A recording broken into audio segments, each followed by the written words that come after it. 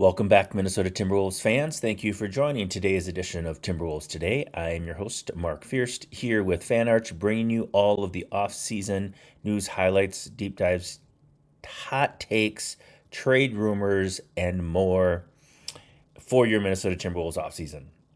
All right, we are starting off today.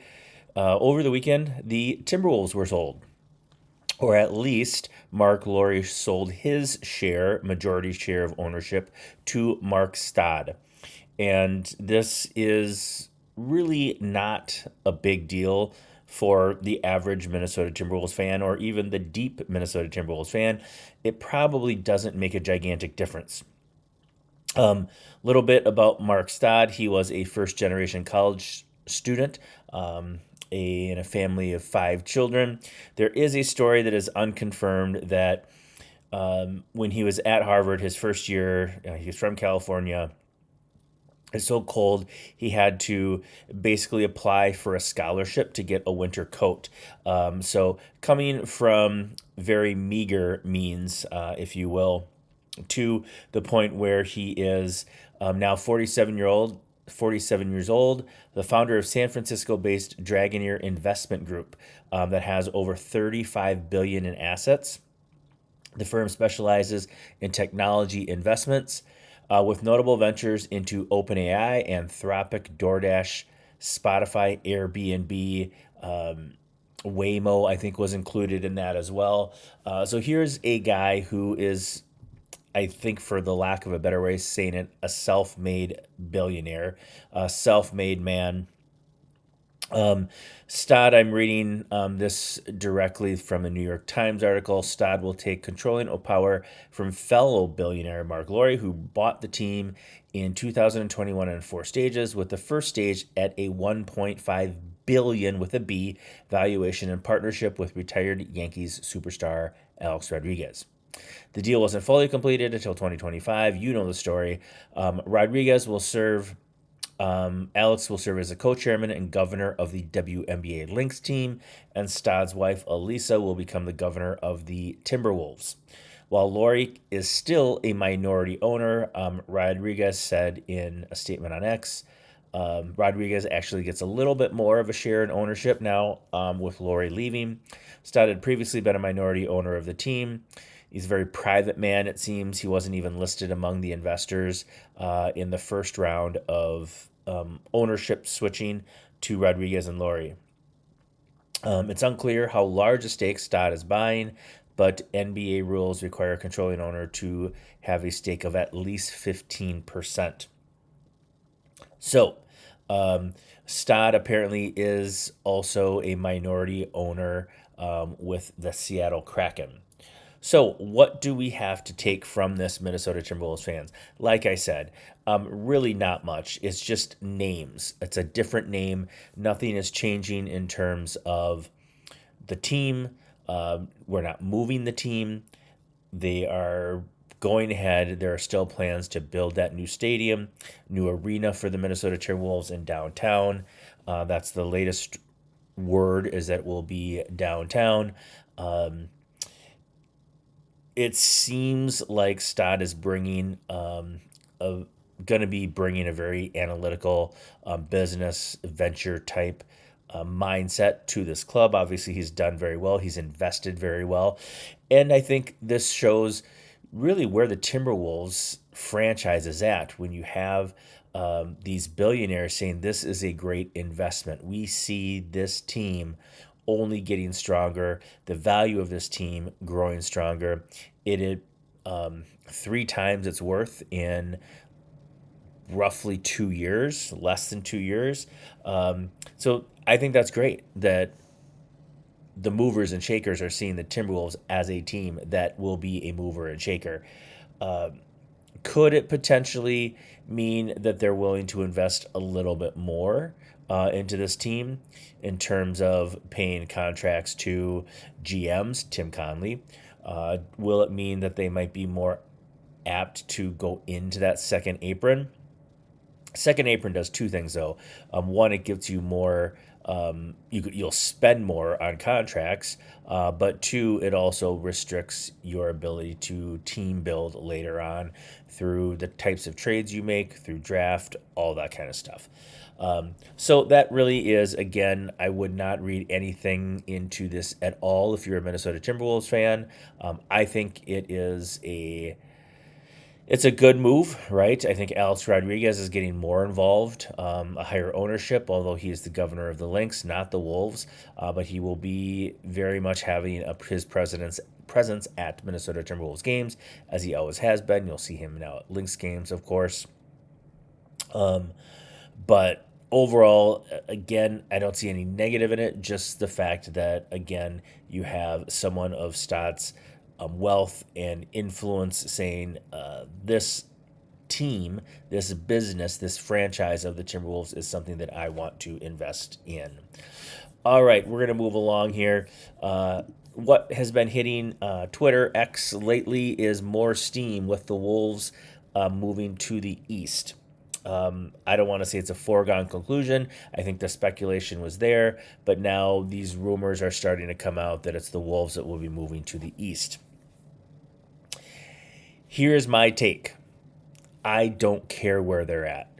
I actually like them in the Western Conference. Now, from a competitive ball game standpoint, would I like them in the East because they're earlier games? Of course I would. I don't want to be staying up to 11:30 watching games, right?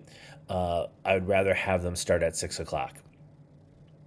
But from a purely on-court product, if you move to the East, you avoid the Thunder, Spurs, Nuggets, Lakers, Rockets. But you move to the East, you get the Celtics, Pistons, Knicks, Raptors, Cavs, the Heat, the 76ers. Now, I think, this is just my opinion, the West is top heavy. They have the two best teams, the Thunder and the Spurs. Then I think you have to go Celtics, Pistons, Knicks. Miami might be in there. Philly is going to be in there. And then you have the Lakers, Rockets. I don't think that the East is that much easier than the West. There's a lot of young talent in the East. Teams on the rise, right? Toronto, with Charlotte, maybe. I think, and here's the other thing.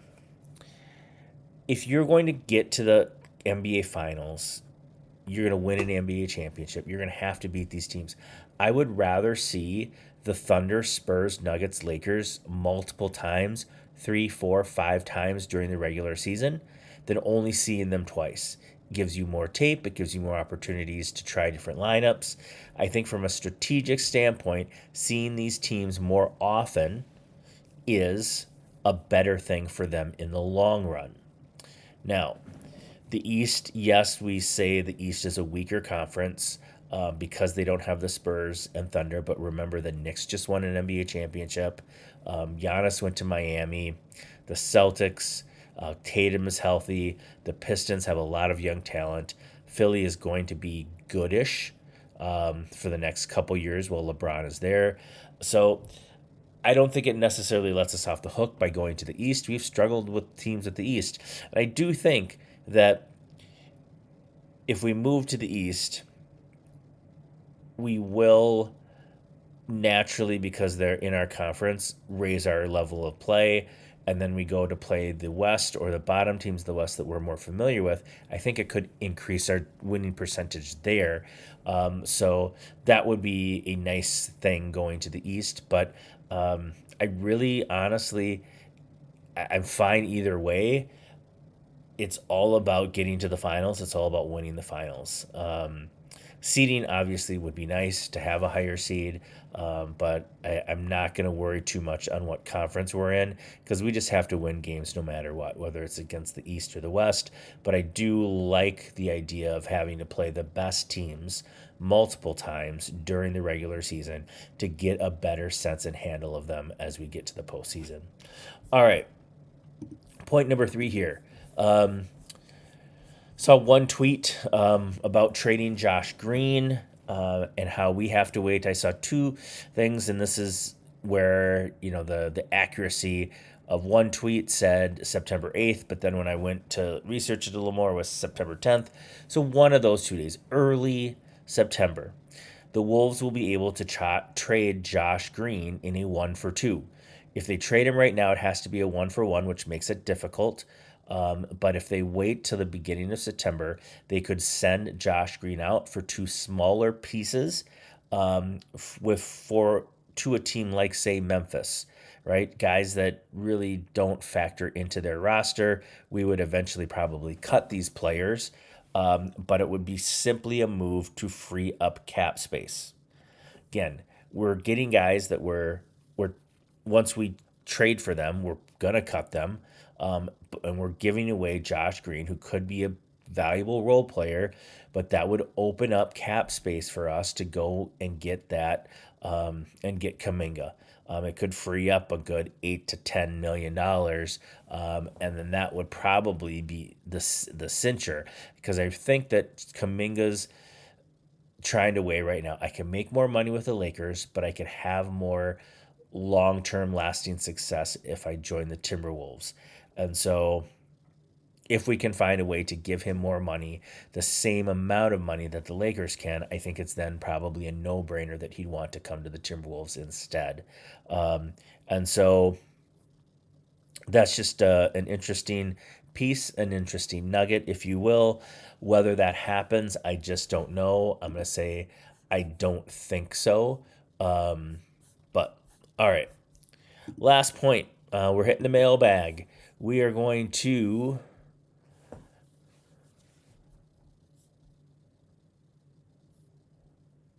read a response from at STP279.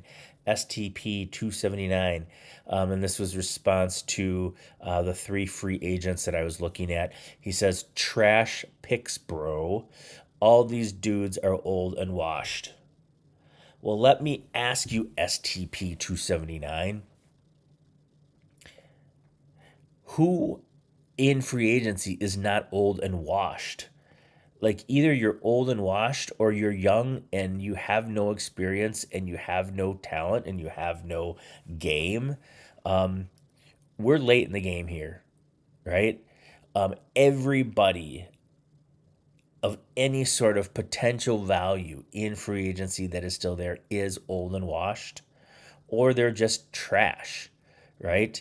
I would much rather have the older player, the veteran player, the one that's been there before, even if he is old and even if he is well past his prime. I would rather have that than someone that will never, ever reach their prime. So I would challenge you then, and all of you, I want those comments, but please listen. Don't just say, oh, dude, they're old and washed. Give me a name, give me 2 names, give me 3 names that you think we should go after. All right. So don't just complain.